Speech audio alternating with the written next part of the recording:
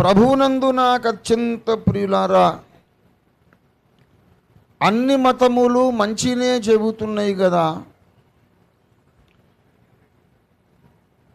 ఒక మతము గొప్పది, ఇంకొక మతము అంత గొప్పది కాదు అనడానికి అవకాశం ఏముంది? మతములన్నీ మంచి మార్గాన్నే చూపిస్తున్నాయి కదా అని చాలామంది 199 మంది మాట్లాడుతుంటారు ఈ ప్రపంచంలో, ఇప్పటి సమాజంలో. అన్ని మతాలు మంచినే చెబుతున్నాయి అనేది ఎవ్వరూ కాదనలేని వాస్తవం. మతం అంటేనే దేవుణ్ణి వెదకడం, మతం అంటేనే దేవుణ్ణి చేరడానికి ప్రయత్నించడం, మతం అంటేనే దేవుడుండే ఆ సత్యలోకానికి చేరే మార్గాన్ని సాధన చేయడం. అలాంటప్పుడు ఏ మతమైనా దొంగతనాలు చేయండి అని ఎలా చెబుతుంది? అబద్ధాలు ఆడండి అని ఎలా చెబుతుంది? వాడిని వీడిని కొట్టండి, దోచుకోండి అని ఎలా చెబుతుంది? వ్యభిచారాలు చేయండి, తాగండి, పాడైపోండి అని ఎలా చెబుతుంది? ఏ మతమైనా చెడ్డ పనులు చేయండి అని చెప్తే అసలు మతమే కాదు, దైవాన్వేషణ మార్గమే కాదు. గనుక అది చెప్పనక్కరలేని ఒక సర్వసాధారణ విషయం, అన్ని మతాలు మంచినే చెబుతున్నాయి అని. మరి అన్ని మతాలు మంచినే చెబుతున్నాయి, మరి క్రీస్తు మార్గం చెప్పేది ఏంటి అని అంటే, ఏ మతము చెప్పని ఒక విషయం క్రీస్తు మార్గంలో ఉంది. ఇది ఏ ఇతర మతములో కానీ మార్గములో కానీ లేదు. అదేమిటంటే, ఒక వ్యక్తి చనిపోయి 3 దినములు సమాధిలో ఉండి మరలా సజీవుడుగా లేచినాడు. ఆ చనిపోయి లేవడం అనే కాన్సెప్ట్, ప్రక్రియ ఏ అవతార పురుషుని గూర్చి కూడా వ్రాయబడలేదు.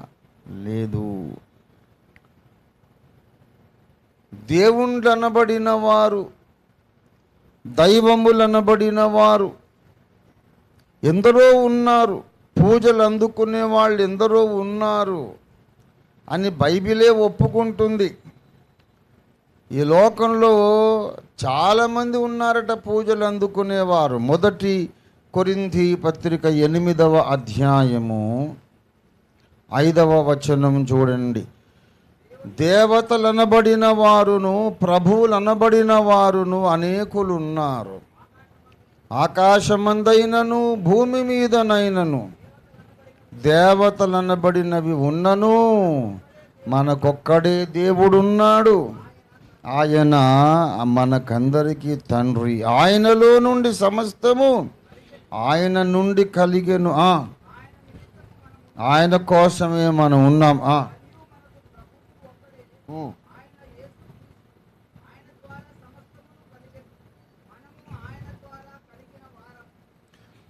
దేవతలు అనబడిన వారు,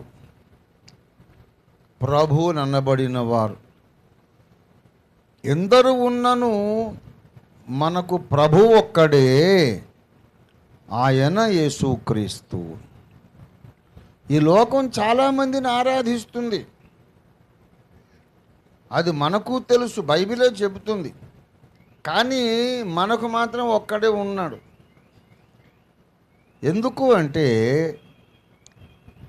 ఆయన మన కొరకు చేసిన కార్యాలు ఇంకెవ్వరూ చేయలేదు. ఆయన వంటి చరిత్ర ఇంకెవ్వరికీ లేదు. యేసు ప్రభు ఒక్కడే ఒక ప్రత్యేకమైనటువంటి వ్యక్తి. ఆయనలో ఉండే విశిష్టత, ప్రత్యేకత ఇంకెక్కడా మనకు కనబడదు. గనుక యేసుక్రీస్తు ప్రభువారు ప్రత్యేకంగా జీవించటమే కాదు, ప్రత్యేకమైన క్లెయిమ్స్, ప్రత్యేకమైన ప్రకటనలు కూడా చేశాడు ఆయన. ఆయన చేసినట్టు ఇంకెవరు చేయలే. ప్రయాసపడి భారము మోసుకొనుచున్న సమస్త జనులారా నా యొద్దకు రండి. సమస్త జనులు ఎక్కడికి రావాలట? నా యొద్దకే రండి, నేను మీకు విశ్రాంతిని ఇత్తును. ఇది మత్తయి సువార్త 11:28 అందరూ నా దగ్గరికి ఎందుకు రావాలి అంటే, పాపములు క్షమించుటకు నాకు అధికారం ఉన్నదని మీరు తెలుసుకోవాలి అన్నాడు. ఇది మార్కు సువార్త 2:10. పాపములను క్షమించే అధికారము నాకే ఉన్నది, భూమి మీద నాకే ఉన్నది, మీరు తెలుసుకోవాలి అన్నాడు. అసలు నువ్వెవరవయ్యా ఇట్లాంటి మాటలు మాట్లాడుతున్నావు అని అంటే దానికి చెప్పాడు. మార్కు సువార్త 10:45 మనుష్య కుమారుడు మీ అందరి చేత పరిచారము చేయించుకోవడానికి రాలేదు, కానీ మీకందరికీ పరిచారము, భూలోక ప్రజలందరికీ పరిచారము చెయ్యడానికి వచ్చాడు, మరియు అనేకులకు ప్రతిగా విమోచన క్రయధనముగా, అంటే వాళ్లను నరకము నుండి కాపాడి విమోచించడానికి అవసరమైనటువంటి ఫీజు, పెనాల్టీ, ఖరీదు చెల్లించడానికి తన ప్రాణమునిచ్చుటకు మనుష్య కుమారుడు వచ్చాను. నేను వచ్చిన పర్పస్ అదిరా బాబు, మతము స్థాపించడానికి రాలేదు. ఎందుకంటే ఇదివరకే బోల్డ్ మతాలు ఉన్నాయి. యేసయ్య రాకముందే బౌద్ధ మతం ఉంది. బౌద్ధ మతం సరిపోతుంది లోకానికి. మతమే కావాలనుకుంటే బెస్ట్ మతం బౌద్ధ మతం.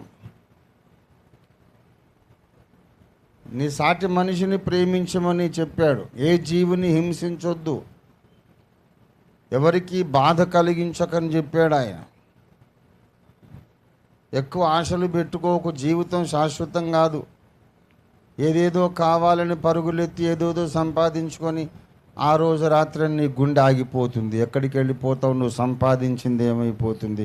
దాని కొరకు ఎంతమందిని హింసించి బాధ పెట్టి మూటలు కట్టుకొని వదిలేసి వెళ్ళిపోతావు. ఈ మూటలన్నీ ఇక్కడే ఉంటాయి.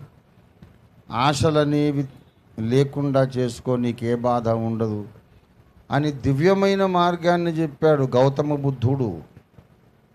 అది సరిపోతుంది లోకం ప్రశాంతంగా ఉండడానికి. మళ్ళా యేసయ్య ఎందుకు వచ్చాడు? 500 ఏళ్ల తర్వాత వచ్చాడు. బుద్ధుడి తర్వాత 500 ఏళ్ళు అయ్యాక యేసు ప్రభువారు ఎందుకు అవతరించాలి అనంటే, మంచి మార్గం అందరూ చెప్పారు, కానీ మిమ్ములను నరకము నుండి తప్పించడానికి, విమోచించడానికి, తమ ప్రాణమునివ్వడానికి వచ్చిన వాళ్ళు ఎవ్వరూ కూడా లేరు.